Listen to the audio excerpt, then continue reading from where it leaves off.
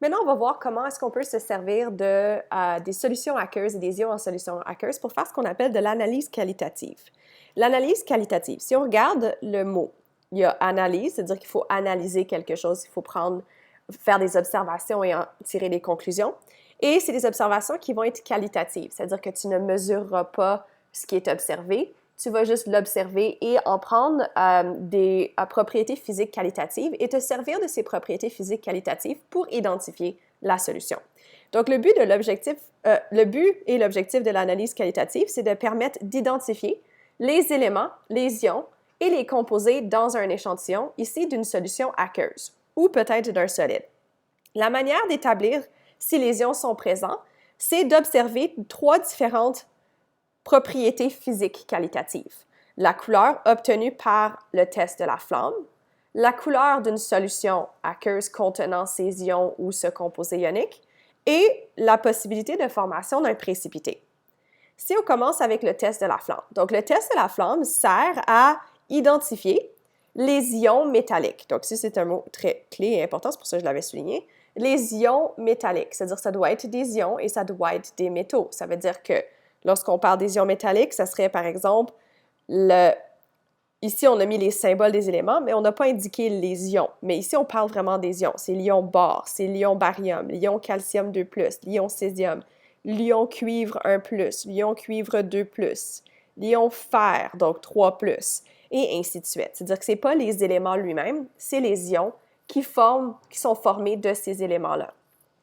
Ces ions métalliques, si tu les chauffes, vont obtenir de l'énergie de la chaleur. Donc, ça va être une source d'énergie qui va être transférée de la flamme jusqu'à l'ion métallique ou les ions, donc l'atome lui-même qui a perdu des électrons, et faire en sorte que ces électrons qu'il a vont être excités à des niveaux d'énergie supérieurs. Et quand ils vont redescendre en énergie, ces électrons-là qui sont excités, l'énergie qui a été absorbée pour les faire monter en niveau d'énergie va être relâchée sous forme de lumière, parce que l'énergie peut être de la chaleur, ça peut être mécanique et ça peut être aussi de la lumière. Donc ici, ça se sert d'un principe d'orbital d'atomes et d'électrons et de niveau d'énergie que vous n'avez pas vu encore, mais que vous allez voir plus en détail l'année prochaine dans l'unité 1 de chimie douce. Mais ces niveaux d'énergie font en sorte que tu peux prendre un électron d'un atome et le monter en niveau d'énergie si tu lui donnes une certaine quantité d'énergie pour faire monter l'électron. Mais quand il redescend, il va toujours relâcher cette même quantité d'énergie qu'il a captée, mais sous forme généralement de lumière. Donc, c'est ce qui arrive dans le cas ici. C'est-à-dire que si tu prends des ions lithium et que tu le chauffes, l'énergie va être prise par les ions lithium, monter certains électrons à des orbitales supérieures, et quand ils vont redescendre, l'énergie qu'ils vont relâcher va être sous forme d'une lumière qui va avoir une couleur rouge ou une longueur d'onde rouge. Et chaque élément métallique qui sont notés ici vont avoir une couleur particulière qui va être émise lorsqu'ils sont chauffés. C'est ce principe-là qui permet de faire les couleurs dans les feux d'artifice. C'est-à-dire que quand quelqu'un fait un feu d'artifice, il va choisir de mettre certains ions métalliques dans le mélange d'explosifs des feux d'artifice, qui va faire en sorte que quand il y a l'explosion du feu d'artifice, ça va générer de la chaleur et qui va faire que les ions métalliques vont relâcher une certaine longueur d'onde de lumière particulière. Et ça va dépendre des propriétés atomiques de ces ions. C'est pour ça que le lithium, quand tu le chauffes, va toujours donner une couleur caractéristique qui va être rouge. Le sodium va toujours donner une couleur caractéristique qui va être jaune. Le potassium, donc les ions potassium, vont toujours donner une couleur caractéristique qui est mauve. C'est-à-dire que dépendant de quelle couleur les gens qui font les feux d'artifice veulent avoir dans leur feu d'artifice, ils vont inclure dans le mélange les ions qu'ils veulent choisir. Voici un tableau qui indique les éléments. Ici, on ne parle pas des éléments métalliques, mais on parle des ions. Donc, il faut indiquer aussi leur charge à certains endroits, même si ce n'est pas indiqué ici. Et ça donne quel type de couleur va être produite si on chauffe ces ions métalliques. Et donc, si on a un échantillon d'un composé ionique inconnu, ce composé ionique est fait d'un cation et d'un anion. Si le cation est un cation métallique, on peut identifier le cation métallique en chauffant le composé ionique pour voir la couleur caractéristique qui va se former lorsqu'on le chauffe. Et avec cette couleur caractéristique, si on regarde le tableau, on peut indiquer, si on voit un bleu par exemple, ça pourrait être du cuivre, ou ça pourrait être de l'arsenic, ou ça peut être du sélénium. Maintenant, comme vous voyez, ces tests-là, c'est qualitatif parce que tu dois regarder la couleur qui est observée par quand tu le chauffes. Et des fois, c'est quoi la différence? Comme des fois, tu vas avoir une couleur, mais la couleur peut avoir des nuances différentes que différentes personnes peuvent observer. Par exemple, si tu regardes l'indium ici, ça donne une couleur qui est bleue. Par contre, l'arsenic va donner un bleu pâle, le sélénium va donner un bleu foncé. Donc, quelle va être la différence entre le bleu des ions indium, des ions plomb, des ions arsenic et des ions sélénium? Ça va donner des différentes couleurs, mais que à l'observateur peut sembler similaire. C'est-à-dire que c'est pour ça qu'on dit que c'est une analyse qui est plus qualitative, parce que c'est vraiment une observation que tu vas faire au niveau de la couleur. Et des fois, ça peut être difficile à identifier exactement quel est l'élément métallique. C'est pour ça que si on a un inconnu, donc un composé ionique inconnu avec un cation métallique inconnu, le test de la flamme peut aider à identifier un ou plusieurs éléments qui donneraient la couleur caractéristique, mais d'autres tests doivent être ajoutés au test de la flamme pour pouvoir vraiment être sûr que ça va être un élément en particulier. C'est-à-dire qu'avec le test de la flamme, des fois, on va mettre en combinaison un test de couleur en solution. Pourquoi? Bien parce que si tu prends un ion métallique ou un anion, donc des fois ici, ce n'est pas juste les cations, mais ça va être aussi des anions qui peuvent donner des couleurs caractéristiques. Si tu les mets en solution, donc c'est-à-dire si tu les fais dissoudre dans de l'eau, elles vont donner certaines solutions avec des couleurs particulières et des couleurs caractéristiques. Par exemple, vous avez toutes déjà vu le sulfate de cuivre pentahydraté. Le sulfate de cuivre pentahydraté, c'est du CuSO4, 5H2O. Si tu le mets en solution aqueuse, le CuSO4 va se dissoudre, ce qui va donner du Cu2+, et du SO4 2-. Le Cu2+, c'est le cuivre 2+, qui va être ici. Et ça donne une couleur caractéristique à la solution qui est bleue. Et je suis sûre que vous avez toutes déjà observé que la solution de sulfate de cuivre est bleue, parce que ça, c'est tellement utilisé en laboratoire de chimie au secondaire que je suis sûre que vous l'avez vu au moins une fois. Ça donne une belle couleur de bleu très caractéristique des ions cuivre. Et ici, j'ai écrit calcium, je ne sais pas pourquoi. Donc, c'est du Cu, 2+, c'est pas un Ca, mais ça va donner une couleur bleue. Si on a du cuivre 1, donc si on regarde ici, si c'était du sulfate de cuivre 1 ou du chlorure de cuivre 1, la solution, au lieu d'être bleue, elle serait verte. Si c'était une solution de permanganate de potassium, donc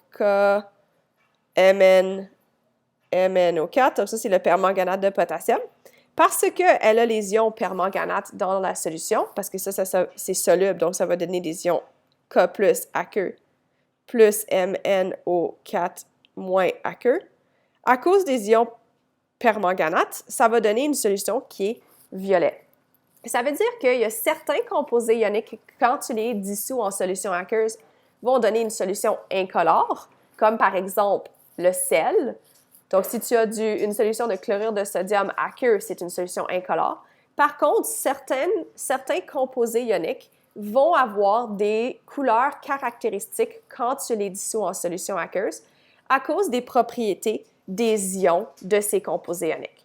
Ça veut dire que, par exemple, si tu avais fait un test de flamme sur un inconnu et que tu aurais vu une couleur caractéristique d'une couleur caractéristique qui serait un bleu-vert, donc ici, un bleu-vert, tu pourrais dire, OK, bleu-vert, ben, c'est comme si c'était bleu. Donc, ça pourrait être aussi de l'arsenic. Ça peut être aussi peut-être du cuivre 1. Ça pourrait être aussi de l'indium. Ça pourrait être aussi, tu sais, du bleu-vert, ben, ça ressemble beaucoup à du turquoise. Du bleu-vert, des fois, il y a certaines personnes qui peuvent... Oh, regarde, il y a le zinc qui est le bleu-vert aussi. Donc, comme je dis, comme le bleu-vert, c'est difficile à décrire comme étant une couleur qui est très spécifique, dépendant de qui est l'observateur. Ça peut être entre bleu turquoise, bleu-vert ou bleu-azur. Donc, ça peut donner plusieurs possibilités. Mais, si tu mets en solution aqueuse ensuite ce composé inconnu et que tu obtiens une solution bleue, tu peux ensuite dire, OK, c'est probablement ça va être probablement du cuivre 2 qui va être en solution aqueuse. Et donc, ça pourrait te donner cette caractéristique-là. Ça pourrait te donner plus d'indications. Une autre façon de confirmer l'identité d'un composé, ça serait de faire un autre test, donc ajouter un troisième test à ces analyses qualitatives, qui va être un test de précipitation pour voir si un précipité va se former.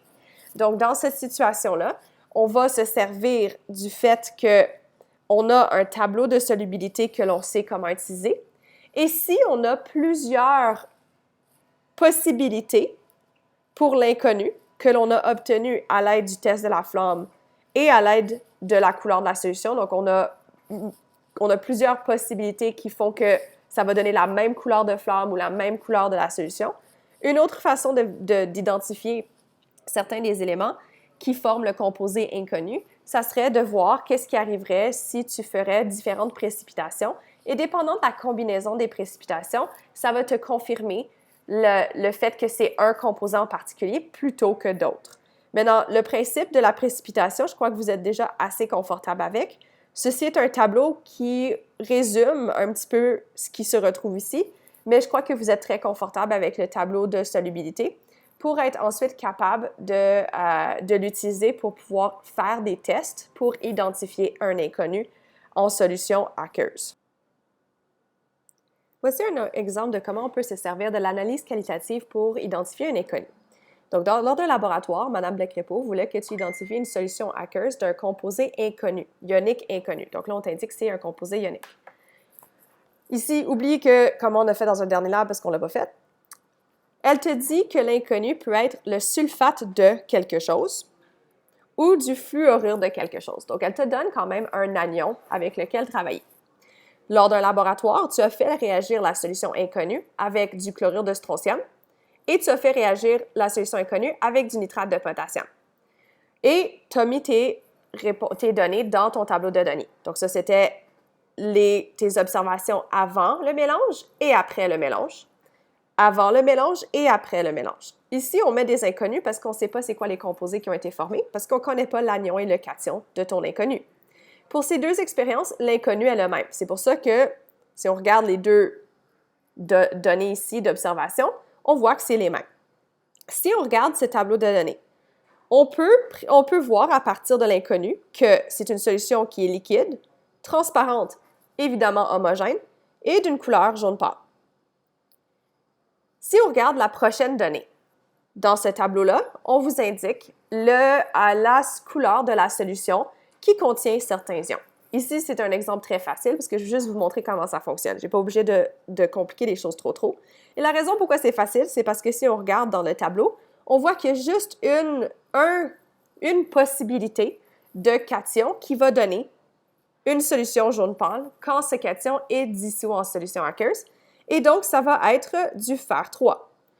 Ça nous indique donc que notre inconnu peut être soit du sulfate de fer 3 ou du fluorure de fer 3. Petit problème technique. Fluorure de fer 3 ou du sulfate de fer 3. Donc là, à cause de la couleur de la solution aqueuse, qui est très caractéristique ici, on est capable de déterminer au moins quelle est l'identité du cation métallique. C'est-à-dire que ça, c'est un des tests que l'on peut faire pour l'analyse qualitative. Mais ce n'est pas suffisant parce que maintenant, il faut être capable d'identifier l'anion en solution, qui est soit du fluorure, soit du sulfate. C'est la raison pour laquelle les deux expériences ont été faites ici. Parce que si on fait juste se tenir à la couleur, on ne peut pas identifier l'anion en solution aqueuse. Et les ions doivent rentrer en solution aqueuse avec un anion, naturellement, puisque tu as pris un composé ionique qui était formé d'un anion et d'un cation et tu l'as mélangé à de l'eau pour faire ta solution aqueuse. C'est-à-dire qu'il y a aussi autre chose que du fer 3. Et donc, pour savoir si c'est du fluorure ou du sulfate, il faut faire une réaction de précipitation. Pourquoi? Bien parce que si on regarde ce que j'avais mentionné ici, on ne peut pas se servir du test de la flamme pour déterminer un anion. Donc, pour déterminer l'anion ici et son identité, il faut trouver un cation avec lequel un des deux anions va se précipiter, mais pas l'autre. C'est-à-dire que les deux possibilités d'anions que l'on a, c'est du sulfate ou du fluorure. Donc ça, c'est les deux possibilités d'anions qu'on avait dans notre solution aqueuse. C'est soit du sulfate de fer 3 ou du fluorure de fer 3. Donc, pour faire la prochaine expérience, on a utilisé soit du chlorure de strontium ou du nitrate de potassium. Et donc, ici, il faut considérer que si on a du sulfate, donc si c'est cette possibilité-là, en mélangeant avec du chlorure de strontium, on devrait obtenir du sulfate de strontium, parce que là, on aurait un déplacement double qui va se faire. Donc, le sulfate va se mettre avec le cation métallique de l'autre composé. Ou ça va former du sulfate de potassium pour la deuxième expérience. Si c'est le fluorure de fer 3, on va former avec le chlorure de strontium théoriquement du fluorure de strontium. Et pour l'expérience numéro 2, ça serait du fluorure de potassium. Maintenant, il faut déterminer lequel ou lesquels va donner un précipité lorsque c'est mélangé avec du chlorure de strontium, de la formation d'un précipité, donc peu soluble, et lequel va être soluble lorsque c'est mélangé avec du nitrate de potassium. Donc, si on revient en arrière, le fluorure de... Donc, si on regarde la possibilité, on a fluorure de strontium. Donc, si on regarde fluorure de strontium, le fluor va être peu soluble avec ces ions métalliques, mais soluble avec les autres. C'est-à-dire que le strontium va faire partie de celui-ci, donc SR2+. Donc, ça serait soluble. Le fluorure de strontium, c'est soluble. Et le fluorure de potassium aussi. Donc, si c'était du fluorure de fer 3, tu n'aurais aucune formation de précipité pour les deux expériences. Ce qui n'est pas le cas.